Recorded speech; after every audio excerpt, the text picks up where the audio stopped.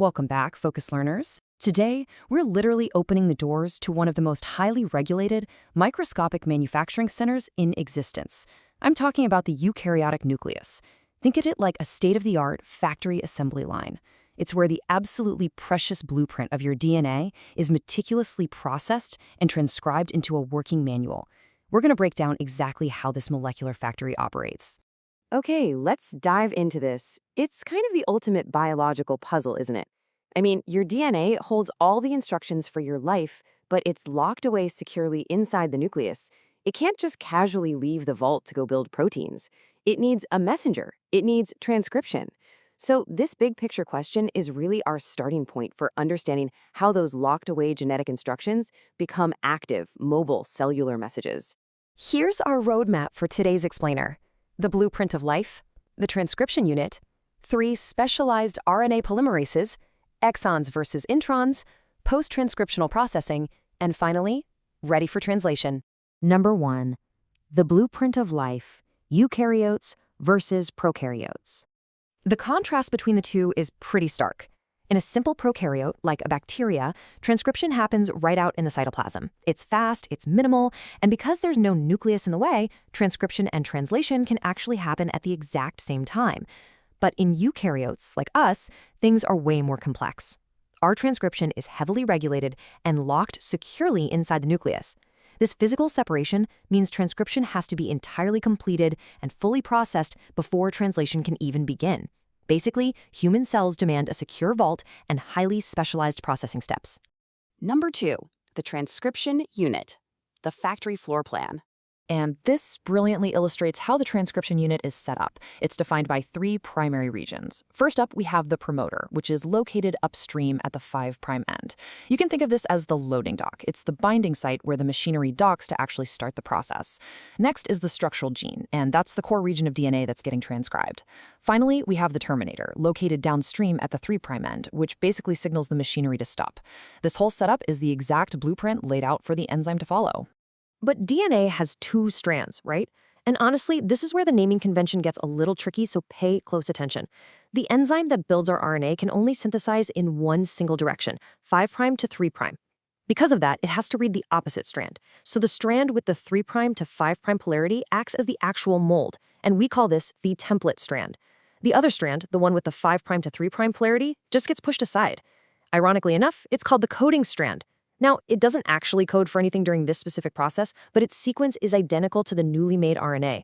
Well, identical with one major exception. Wherever DNA has timing, the new RNA will use uracil instead. Number 3, 3 specialized RNA polymerases, the managers. So, inside the nucleus, we have 3 distinct managers. We call them the RNA polymerases. It's an incredibly precise, really fascinating division of labor. RNA polymerase I handles the synthesis of ribosomal RNAs, specifically the 28S, 18S, and 5.8S varieties.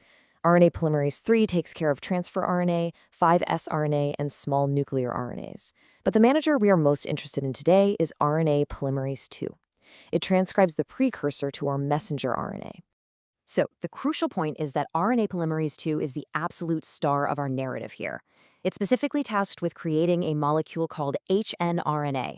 You can think of this as the rough draft. It's the primary transcript that holds the blueprint for building proteins. But as we're about to see, this rough draft is definitely not ready for the outside world just yet.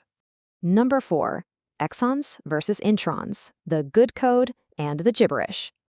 Let's formally define what RNA polymerase II just made.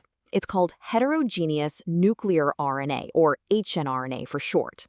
Again, think of hnRNA as a totally unedited manuscript. It's a non-functional primary transcript because it contains both the crucial instructions we actually need and a whole bunch of interrupting sequences that we absolutely do not need. It desperately requires some quality control. This unedited manuscript is split into 2 completely different types of sequences. First, we have exons. This is the good code. These are the highly conserved coding areas that actually map out the amino acids for our proteins, and they absolutely must appear in the final mature messenger RNA.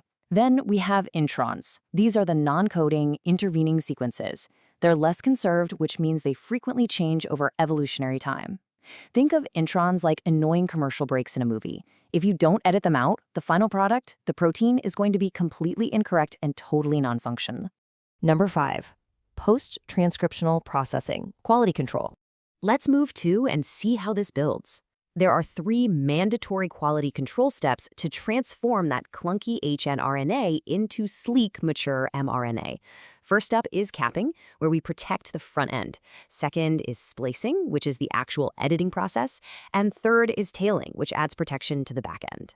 Let's look at the exact molecular materials used for this packaging. In the capping step, an unusual nucleotide, methylguanosine triphosphate, is securely attached to the 5' end of the hnRNA. It's literally like snapping a hard helmet onto the molecule.